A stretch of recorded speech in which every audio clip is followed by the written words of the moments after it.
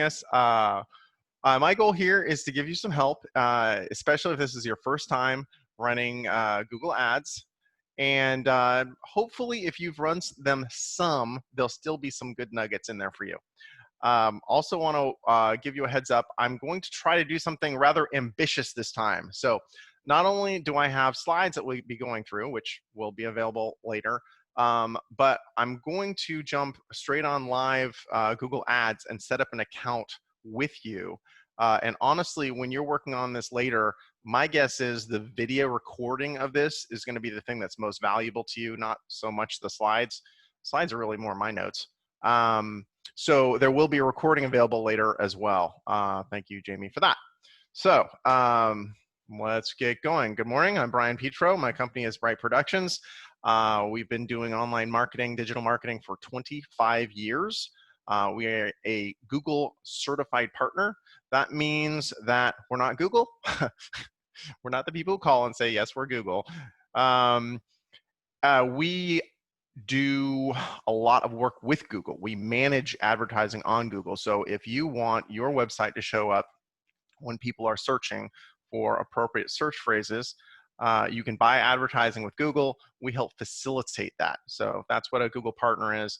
There's a certification process to be a partner where we have to show our level of expertise and experience. So that's what that is. But what are Google Ads? So I'm going to use a slide that I used in a previous presentation for you folks that you may have seen. When you do a search on Google, you get a search results page that looks something like this. And you may notice the top search result is a paid ad.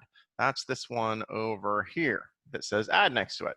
These are natural search results. Honestly, almost everything else here is natural. Google decides who's going to show up there. They try to pick the most relevant search results. But this one here, you get to buy. So that is what we're talking about, is how you buy this placement. Now, it isn't always first. Just because you're buying an ad doesn't mean you show up first. Let me go back a step. The way it works is there is a real-time auction every time a search is made. So if you and some competitors are all interested in traffic coming to your website from a given search phrase. So let's say I like to use the example of frog websites. So you and your competitors all have frog websites, and you want your website to show up first when somebody searches green frogs. So all three of you can bid on that term, green frogs. One competitor bids 50 cents, you bid $1, somebody else bids $2. In theory, if everything else is equal, what's going to happen is in that paid area, you will show up second because you bid second highest. Now, in reality, it's a little more complicated than that, and that's what we're going to do. We're going to dig a little deeper. So the order that you show up is called ad rank. Ad rank is actually a calculation made where Google, again, this is real time, Google multiplies your bid price. So in my example, we had 3 different competitors, 50 cents, you were $1, and you had another competitor that was $2. They multiply your bid amount by the quality score. The quality score is a made-up number that Google came up with. The purpose of the quality score is they don't want to allow companies to buy the way to the top of even the paid search results if the end result is irrelevant to the searcher. So an example I've used in the past is if you're Coca-Cola and you're trying to get traffic for Coca-Cola, if you bid on the term Pepsi, generally speaking, they'll allow that. And I get that question every once in a while is, what do you think of bidding on competitor names? You can, however, they're going to punish you by giving you a lower quality score because they're going to say Pepsi isn't the same as Coke. And we want people, again, looking from Google's point of view, Google wants people to find what they're looking for. So, but they also want to make money. So they make money by selling these ads. They're willing to allow you to buy phrases that maybe aren't super relevant to you, but they're going to punish you for it. Because really what they want is they want to make money while serving the best possible search results for your search phrase. So because of this quality score, they assign a point value based on how relevant they think, not just relevant, the quality of your website overall. So things that go into your quality score are things like how fast does your website load? Is your website actually about the search term that you're bidding on? Is your website mobile friendly? Is your website functional? Is it broken? There's something weird going on with it? So they put all that together, and then they multiply that by your bid price, and you come up with an end number. And they do that for your competitors as well. Remember, we had 2 competitors, and whoever has the highest score at the end, they show first, second highest second. The number of paid ads that show on a search result page, the example I showed you had 1, but it can vary. It can be between 1 and 3, I think, is their current policy. Again, those will change. It also will depend. This is a desktop example I'm showing you now. It'll obviously look different on mobile phones. We should remember that more people actually search on mobile devices than they do on desktop. So keep that in mind. The other thing I want to tell you, this is all just kind of background information before we dive into an actual setup. What you actually will pay when you show up second in our example is not what you bid. So that's another thing to keep in mind. Again, in my example, we had bidders at 50 cents, $1, and $2. What actually happens is, let's say you were the dollar bidder, you would end up paying 1 cent higher than the next than your next competitor. So you'd actually pay 51 cents. So don't be surprised when you run these ads that what you actually pay per click is often lower than what your maximum bid is. So you should be aware of that. There's one other thing I wanted to throw in there, which was bid score. No, that's unimportant. Really, talking about ad rank in general, it's important to keep in mind it isn't always about being first. Sometimes you have to pay a premium to show up first that isn't worth it. So keep in mind, it's okay to be second or third. You really, the first page is the part that's important. Oh, I remember what the other thing I was going to mention was quality score. So this is something else that I want to mention because we're talking about quality score. Because of the way Google has it set up, where your total ad rank is your bid price times your quality score, it makes it possible if you have a good website and you're going after search terms that are really relevant, and you have competitors who the website loads slow, maybe there's something broken on it, and they're going after terms that just, when you look at their website, it doesn't look like there's, for example, let's say if the search term was ground mount solar, but there's nothing on their website that actually talks about that. That's going to hurt their quality score. So my point is, you could actually bid lower than someone else, have a better website, and show up above them.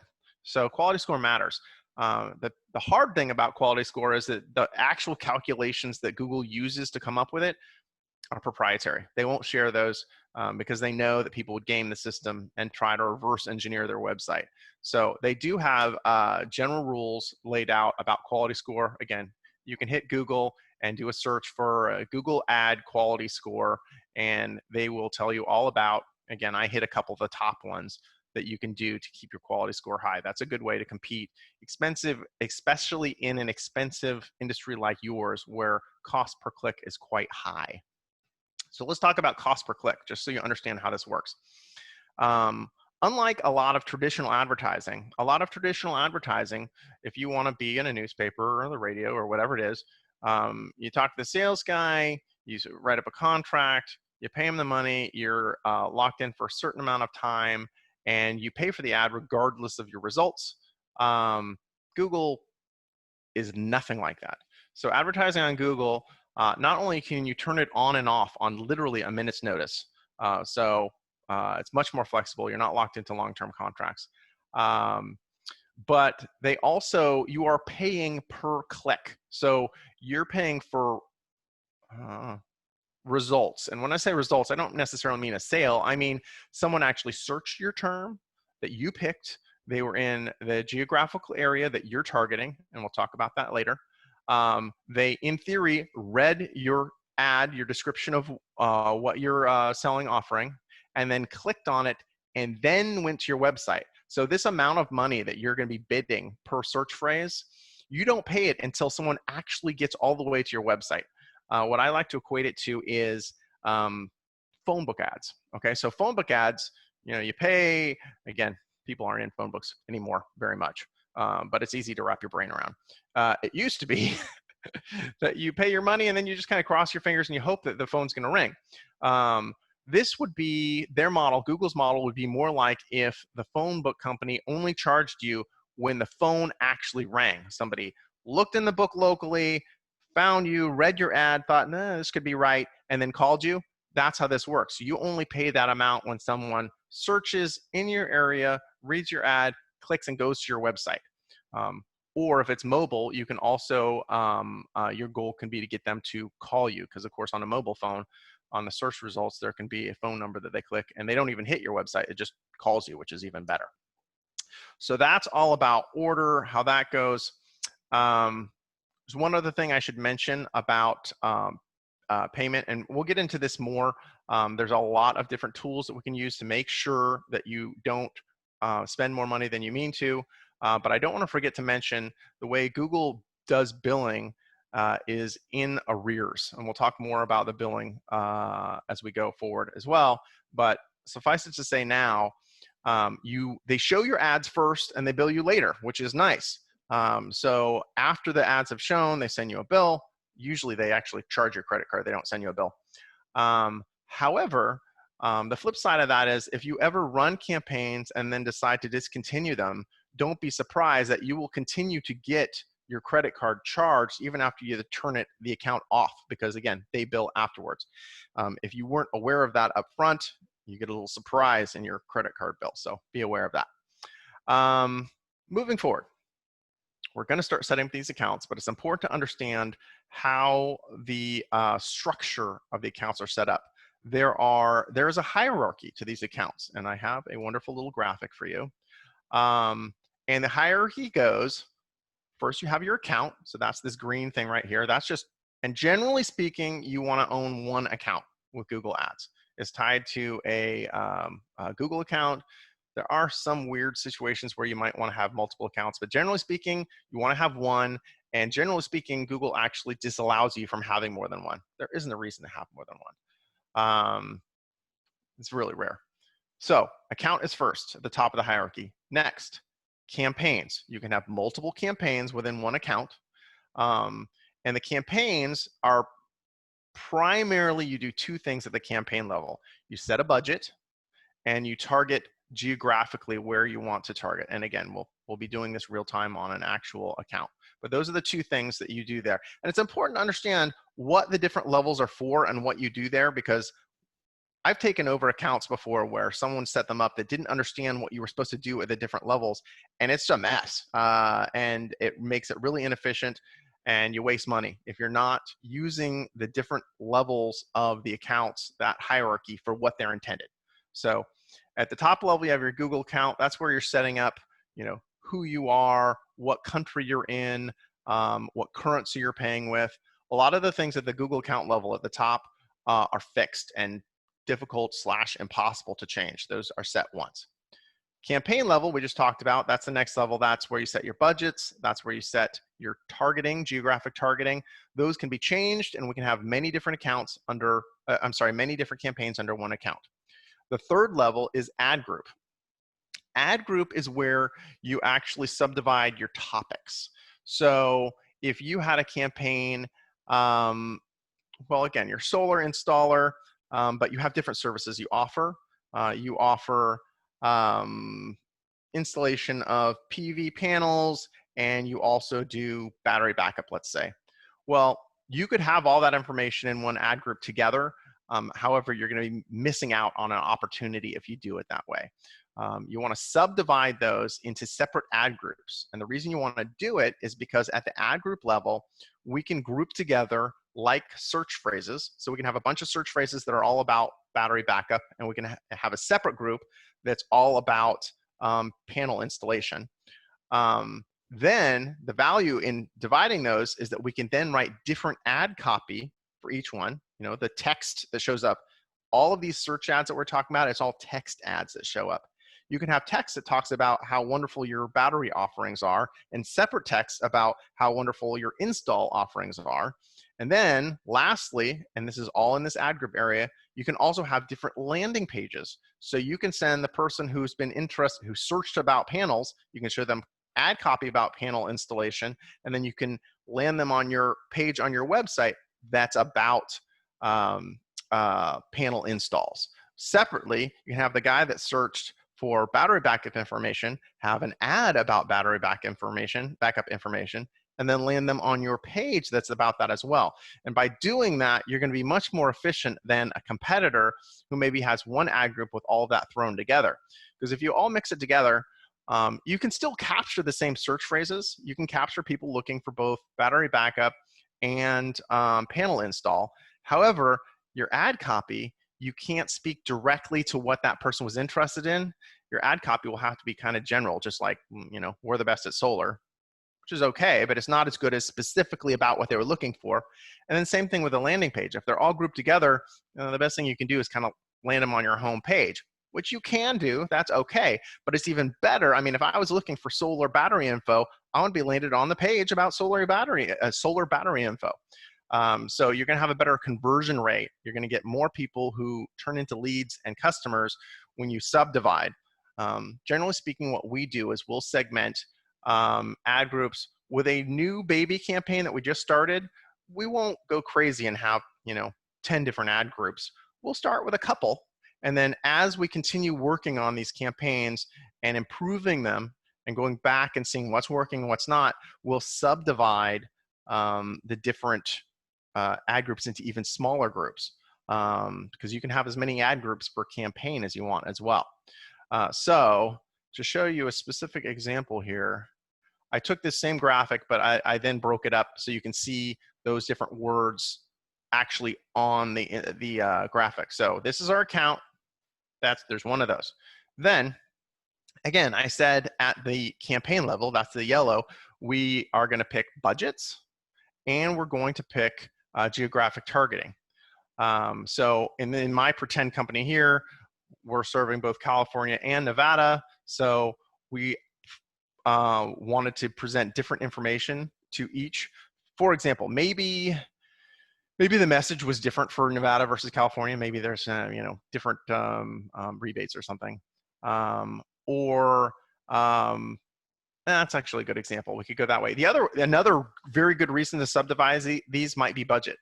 So it might be, for example, that you wanted to, of your total budget you were going to spend, you wanted to put 3/4 of it in California just because there's more people, and 1/4 of it in Nevada.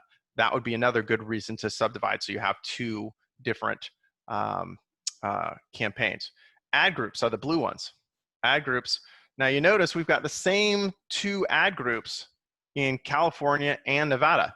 Yeah, we're going to repeat them. As a matter of fact, we're going to repeat the same search phrases, but they're not going to be served twice because this group on the left is only going to be served to California, and this group on the right is only going to be served to Nevada. So in my example over here on the far left, in the kind of pinkish red, we've got search phrases and ad copy that go with solar batteries for California. So we've got my makeup search phrases were battery wall, solar backup, and solar safety. And then we have multiple sets of ad copy there. We'll talk about that in a while that goes with that. And that's all under that ad group, solar battery, which is under the campaign of California, which is under your one main account. So I know I'm going through this kind of quickly, but that's why the video's there later. Also, my email address is at the end of this, so feel free to email me questions. I'm going to try to have more time than I usually leave at the end. So if you want to chat in, use a question area of Zoom to send those in to Jamie. She's going to have a bunch ready at the end that I can hit for you. So that was kind of the quick background I wanted to give you before I wanted to spend the meat of the time here on actually set up an account. I want to warn you before we switch over. Google does their best when you set up your first account to try to hold your hand and simplify things to make it as easy as possible. If you couldn't tell already, this is kind of complicated, which is both good and bad. It's good that it's complicated because the more bells and whistles and switches there are to turn, the more we can dial in your account to do the best it can do for you. Well, the obvious downside, though, is it's complicated. It's hard to stay on top of all this. And honestly, even if I knew everything there was to know today about running Google ad campaigns, Google changes it all the time, and tomorrow I'd have to learn new stuff. So what I'm going to warn you about here is Google has lots of tools to try to help simplify when you set this up, and I'm not going to use those in this example. The reason I'm not going to use those is because those tools come and go and change over time as they try to help people and hold their hands, whereas the real bones, the structure of how this works, like the hierarchy we were just talking about, that doesn't change. And that's really the meat and potatoes of what we're working on here. So as we go through here, I'm going to start from scratch, with no account whatsoever. But there's a couple times I'm going to tell you, I'm clicking on expert mode here. Don't be afraid of expert mode. It just means that you're actually looking at the results of what needs to be done, as opposed to the baby steps that they're walking you through to try to get there. I think this gives you a better understanding of how this app actually works. Now, when you're doing this on your own, if you want to not go through expert mode, that's okay. But this will still give you an understanding of what's happening behind the scenes. So what I'm going to do, I set up a fresh, clean account. And this is the part where I'm brave. Something's going to go wrong as we do this, by the way. So don't be surprised when it happens. And that's okay too. So I went to an incognito window. For those of you who don't know what that is, this is a version of the browser that basically doesn't talk to the first browser that I had open. That's an important thing to note, because what I would suggest you do when you set up your first Google Ads account is to set up a separate Google account for you, for yourself, to run Google Ads on. The reason that is a good idea is because I have found, when working with many clients, that people come and go in companies. And if you set up this account and you tie it to a specific person, even if that person is you, it can create trouble down the road. So I think the easiest thing to do is to set up a Google account that's separate from anything, that's easy to share, that you can give to whoever is running the account. So that's what I'm doing. The reason why I went to an incognito window was so this account that I'm using now doesn't fight with my normal account I use every day. And that's the same thing that you'll want to do. Google gets really grumpy when you start trying to have multiple Google accounts open at the same time. So the way you open a incognito window, you click on this little dot here, and one of the options will be new incognito window. So we are going to go to ads.google.com. And it's going to show here their little pitch here, please buy ads from us. We're going to sign in because I already set up this Google account. And I created one called Soligent at bpwebdesign.com. And it doesn't look like this is a Google account, but it is. We're going to log in. And I'm going to tell you my secret password, which I believe is password. Don't do that yourself, folks. Let's see if I got it in there. I did. Cool. And we're going to set up a new Google Ads account. We're clicking here. And again, when you switch back and forth between Google accounts, like whatever you might use personally, and Google Ads, it's easy to get confused about which account you're in. So if you ever are having a hard time remember which account you're in, or all of a sudden it's showing you information you didn't expect, look up in this upper right hand corner and you'll see which account you're logged into. So I am logged into the one I meant to. This is not my personal account. We're in the right place. So again, this is where they start trying to hold your hand, and we're going to skip over this. We're going to go down here to switch to expert mode, which is not scary. Okay, going in there. Computers are always very fast until you're on the phone with someone or doing a webinar. Okay, here we go. And what we're going to do, this first step, again, holding your hand, wants to have you set up a new campaign, because again, remember, have accounts first and then campaigns and then ad groups. We're going to skip that as well. I want to get to kind of a basic empty account, and then we'll add this stuff in. So don't worry about this either. I'm going to say create an account without a campaign.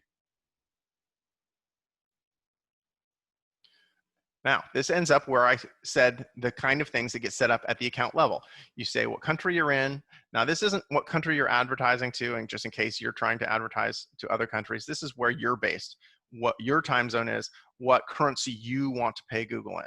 So that's all default for me. That's fine. Submit. Congratulations, you're done. Yay. Explore your account. Okay, so it's saying there's nothing here yet. It's empty. So right away, you can see there's lots of bells and switches and hooks and things to turn and knobs. We're going to, because this gets really complicated really fast, we're going to try to stick to the basics in this presentation. If there's an opportunity, I'm happy to go deeper later. The things that are important to know here is navigation. Both here and here will show you all of your campaigns you have running. That's kind of the highest level that you get until your account level. And it's usually where I start looking at things and seeing how things are going. So we're in the right spot. The other thing to know is billing information. If you go in here under tools and settings, this is where you would set up your billing info. So just be aware, again, the default is giving them a credit card number. We'll get in more about how you set budgets. It's pretty easy to make sure you don't spend more than you intend to. If you are hiring a professional to help you with this, there are a bunch of different business models that are used to do this. I would just tell you, if you're hiring someone else, unless it's my preference is to set up these accounts in the client's name, in your name, and have them billed directly to you and have there be no markup on it. My preference is for clients to pay, if someone's going to run the account for them, just pay them for their time, usually. It depends. As an account gets really big, there are better, more efficient ways to do it. But my personal rule of thumb is if you're spending less than $10,000 a month, and don't let that scare you, most people don't spend that much, that you just, hopefully you can find a consultant that you can work with where you can just pay them by the hour. One of the advantages in setting it up the way I just described is that ultimately it's your account. You own it. It's charged to your credit card. And frankly, you could fire the consultant you're working with and walk down the road and you still have all of this because it's yours. So that's why I prefer to do it that way. So billing, I already said that's done in arrears. Oh, one other thing I should warn you about billing. Google does not have a regular billing cycle. The way they bill, they ramp it up. I think, again, it's in arrears. It's after you've shown the ads. And like the first time they bill you, it's when you have like $25 worth of charges. And then assuming your credit card goes through, then they'll wait until it's like $50 worth of charges the next time. And eventually goes up. Each time it goes up until it's like $300 a charge. And for the most part, I think it usually sticks around there. Again, Google changes their policies, so you can double check. But generally speaking, they charge whenever your balance gets up to whatever their cutoff level is for you at that time, and it's a moving target. So don't be surprised. You're not going to get charged once a month. It will appear to your CFO kind of random, so warn them that ahead of time. If you do get find a good niche and this is working for you really well and you start spending some real money, your credit card gets charged a lot, daily or even more than daily. So if you get to that point, there is a way to switch it over to send you an invoice, which again will usually make CFOs a lot happier. It's kind of a pain to jump through the hoops to do that, but it is possible to do. One other thing about budgeting is I definitely recommend, one of the things I like about running campaigns like this is that you can start them small. You can say, and a small account for me is, $300, $400, $500 a month is a small account.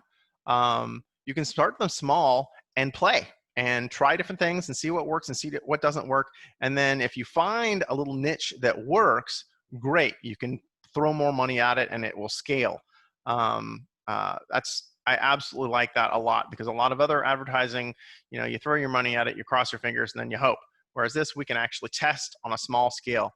The downside about setting a real tight budget that's small is that really what you're looking for to decide if it's working or not is data coming back. You know, how many people are actually clicking on these things? How many of them are actually turning into customers? And when you have a really tight budget, you get that information back very slowly because there's only a few people seeing your ads. So again, let's say the example, we were saying $1 a click was your bid for that one phrase. You could have 1,000 phrases, it doesn't matter. But if you had, let's say you were doing a test budget of $300 a month, well, $300 a month, the way Google works, you actually set up your budget daily. Again, we'll get to that. So that's $10 a day. And if you're bidding $1 a click, even if you were paying that full $1 a click every time, that gets you 10 clicks a day. So imagine, again, and I don't know what your conversion rate would be, but let's just pretend that, you know, 5% of the people who go through this whole process and get to your website actually fill out a contact form. Don't take that number to the bank. I just pulled it straight out of the air. But if you're only getting 10 a day and 5% are going to turn into leads, you can see that it's going to take a while to decide whether this is working or not. So just keep in mind, it's okay to do small stuff and test. I think it's one of the benefits of these. But also, if you starve the campaign, it takes a lot longer to learn if it's working or not. Okay, so that's budgets. So let's set up a campaign. So as with all of the things in this interface, there are a bunch of different ways to do it. So I'm gonna hit their new campaign button. That's where they want me to go. So we'll do it. I can do it here, new campaign. I just click campaigns. So I can click here, new campaigns. I can hit the plus here. It all does the same thing. It's gonna pull up a window that is like the one we skipped over before. And it says, well, what do you want to do? This is another example of it dumbing it down for you. Are you looking for sales? Are you looking for leads? Of course, everybody wants sales. These tools to me don't make a whole lot of sense. What we're trying to do is get traffic to your website so you can then do a bunch of this other stuff. So we're just going to say website traffic because that's actually what we're trying to do here. And there are multiple kinds of ads you can do. We're going to talk about search because I don't have all day. Actually, I do have all day, but you probably don't. We can talk about these other things: display, shop, video. This is stuff on YouTube, discovery. There are all different options, but we're trying to keep this simple. Search is what we're doing right now. Generally speaking, the good news is the search ads of all those often have the best return on investment. The reason for that is you are reaching people who are actively searching for your products and services. So I definitely would recommend, regardless of what you end up doing, that this is where you start, because this is probably usually where you're going to have the best results. Select the ways you'd like to reach your goal. I think it's going to let me skip this. Let's try. Create conversion action. Okay, so let's talk about conversions. So we're not going to actually set these up right now, but I want to tell you what they are because they're important. Once we get past the first level of just setting up an account, which is what we're doing today, the very next thing you want to do is start looking at how to track conversions. A conversion is when someone goes through this process, they did the search, they clicked on your ad, they landed on your website, and then they did something that you wanted them to do on your website beyond just getting there. So like the most common conversion would be, let's say you dump them on a page. Let's talk about the examples we did before. So we had somebody who was searching for battery backup information. The landing page that you sent them to when they were searching that was a sales pitch about battery backup. You had, you know, a nice little graphic on that page. You didn't send them to your homepage. You sent them to a sales pitch about solar batteries, solar battery backups. So you have a little graphic about that. You've got, you know, short bullet lists of the awesome things about your particular service. And then you've got a little contact form, not a long contact form, a little one.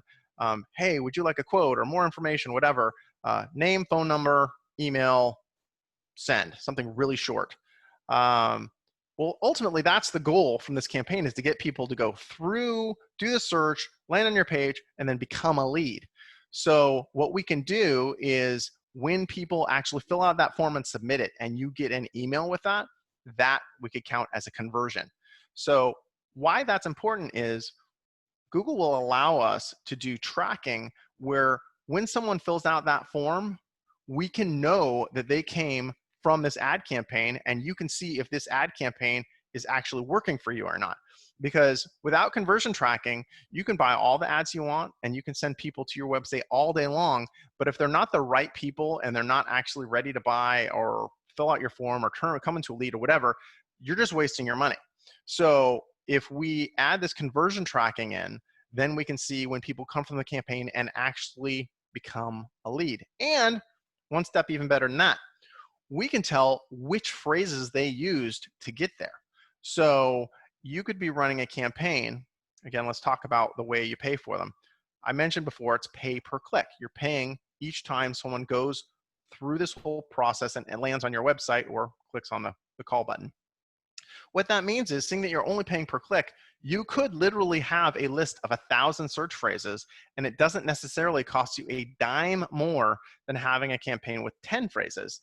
Because if you have 990 phrases that don't actually get clicks, it doesn't cost you anything. So it frees up your mind to experiment with a lot of search phrases and not be worried that you're paying per phrase. You're not. You're paying per click. The only way you lose money with a big search phrase list is if you start including search phrases that aren't as relevant to your business and are less likely to turn into business. Don't do that. The other thing that can cost you money with a big list is it just can be hard to maintain. I mean, obviously, if you have 100 phrases, it's less work to maintain a campaign than it is 1,000 phrases. And keep in mind that those conversions will tell you which of those 1,000 phrases that you have are the ones that actually get people to fill out the forms. So conversion tracking, super important. It's next level. Well, all you have to know now is that that exists, and it's the next thing to research after this thing is off the ground. Conversion tracking. So we're going to see if this form is going to let us continue forward or if it's going to complain at us. It'll let us continue forward. Great. And we now get to name our campaign. Now, this is our first campaign. We're only going to set up one. But let's go with our example we said. Let's say we're going to do California and Nevada. We want to set up separate campaigns for California and Nevada because, as I said, we can do different geographic targeting for those. It's important to name your campaign something descriptive, because website traffic search 1 doesn't really mean a whole lot and won't be helpful to you when you want to manage this campaign. That's something else I should mention. Manage the campaign. This is not a set it up and forget it kind of a thing. The marketplace that you're working in, it's dynamic. I mean, again, it's real-time auctions, it's competitors coming in, it's competitors going away, it's different phrases getting more popular, less popular. 2 years ago, people weren't searching battery backup the way they are now. So have a mindset that this is something that you're not going to invest and forget. You're going to set it up, and then you're going to go in and you're going to look at it and you're going to see what's working, you're going to see what's not, you're going to kill phrases that aren't working, you're going to add new phrases that are similar to other ones that are working, you're going to play with different ad copy. This is going to be a living thing. So be ready for that commitment. It doesn't have to be a huge amount of time. How much time you spend on an ongoing basis on these accounts will depend on how much money you're spending, frankly. If you are spending $400 or $500 a month, then if I was you, I would probably, in our firm, once we have a client set up and they're spending that kind of money, we'll go in like once a month and spend an hour and look at it and make some changes and send the client a report. If this isn't your job and you have to learn it as you go, maybe you sink a half a day in it instead of 1 hour. Still though, big picture, that's not a huge amount of time. However, if you're spending thousands of dollars a day, we maintain those kind of accounts too, well, those ones we look at daily. So how much time you are going to invest in this really depends on how many eggs you have in this basket. So anyway, that's just a heads up about maintenance. So we're going to call this one California.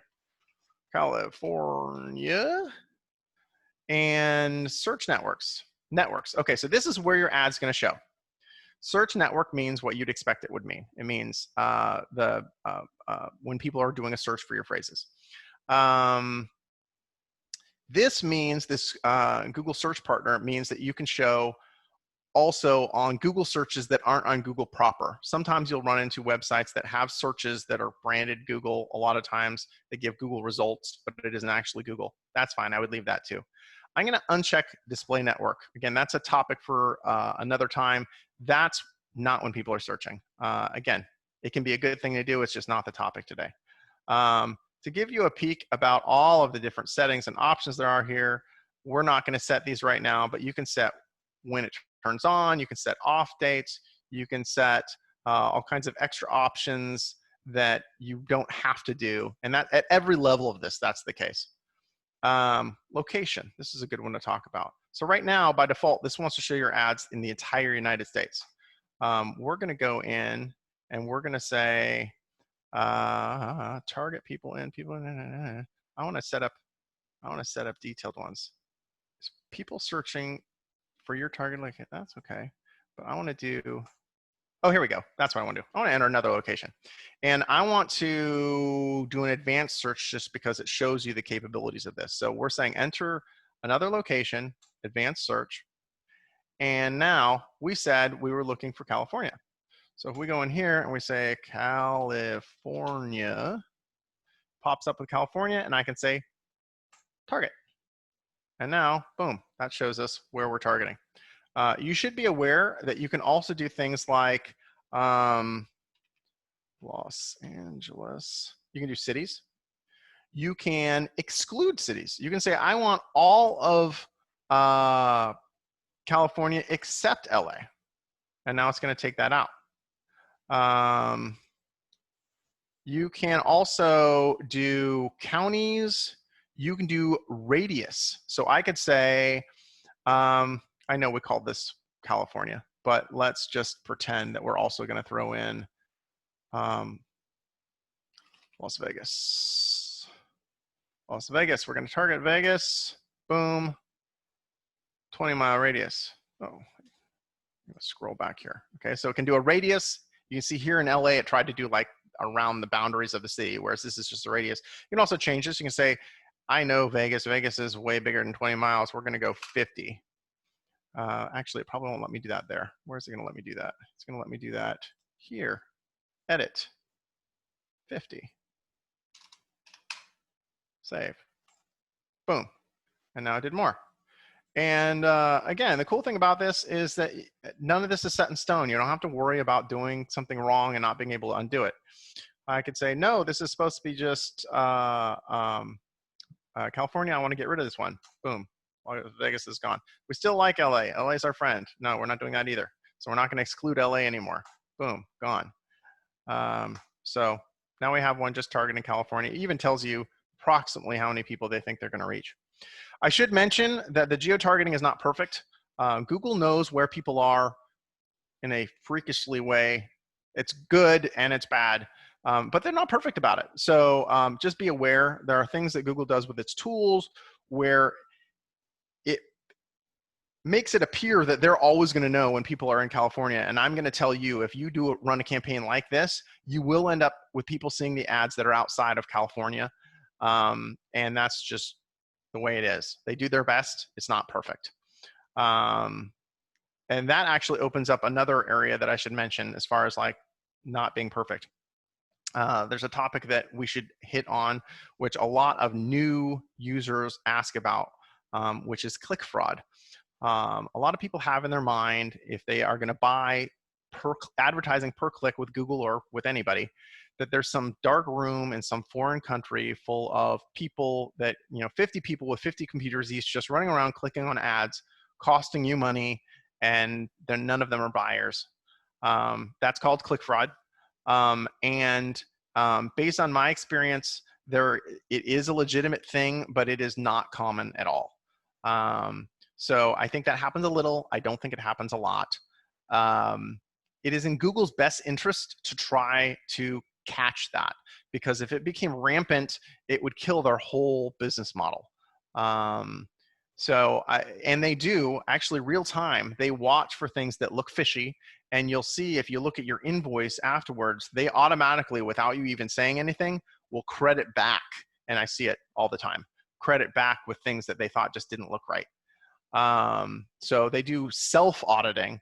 I also have had some clients that spend enough money that we have hired third-party auditors that specialize in looking for click fraud. Again, for this particular client, I felt like they were spending enough that it was a worthwhile thing to do just to see. And when we did that, and this was a number of years back, but they didn't find anything. I mean, not anything worth talking about. So I will leave it that, yes, click fraud is a legitimate real thing, but I think it's a very small thing. And the truth of the matter is, there isn't a competitor to Google. If you want to advertise with Google, you're going to advertise with Google. You have to decide whether you can make money with them under the current system or not, with or without whatever fraud there is, because it's not like well, I'm going to take my money somewhere else. No, it's Google's ball, and they'll just take their ball and go home. So you need to figure out if you can make money with this or not, regardless of any fraud, which I think is fairly minimal. Okay, so we talked about locations. Languages. If you have a website that is in English and you have search phrases that are in English and you have ad copy that is in English, you should be doing it in English. English is the primary language of the United States. It is not the only language, obviously, but it is also the primary language of the internet. And all over the world, people who are active on the internet, English is the first language.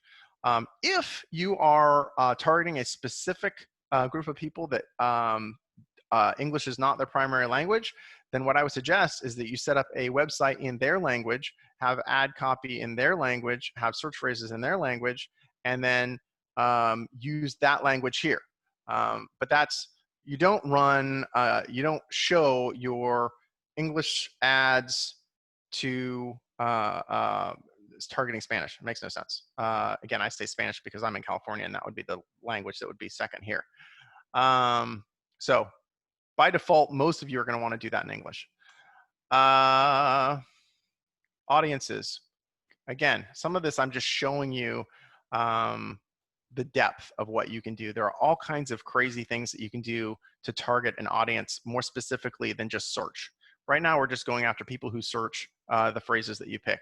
However, you can target, we're working with a client right now where we're actually uploading an email list that they have. It's their legit list that they own. And we're going to target people by email address as well. There's a whole bunch of different ways to target people. Budget. I mentioned that budgets are set daily.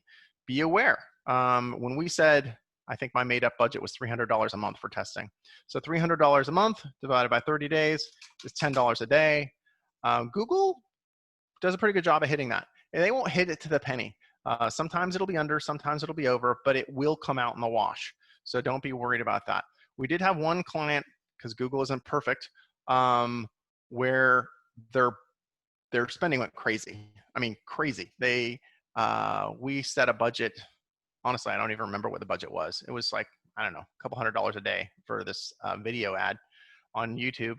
And we went and checked on it the next day, and there had been thousands of dollars worth of ads shown. And we kind of freaked out at our office. Did we set something up wrong? And we looked over everything, and everything was set up right. And we called Google, and Google was like, yeah, we messed up. That happens sometimes. Don't worry about it. We won't charge you. I was like, wow, okay, cool. So now I know not to tell you about this next time. So of course it's never happened since then. But that's budget stuff. So keep an eye on that.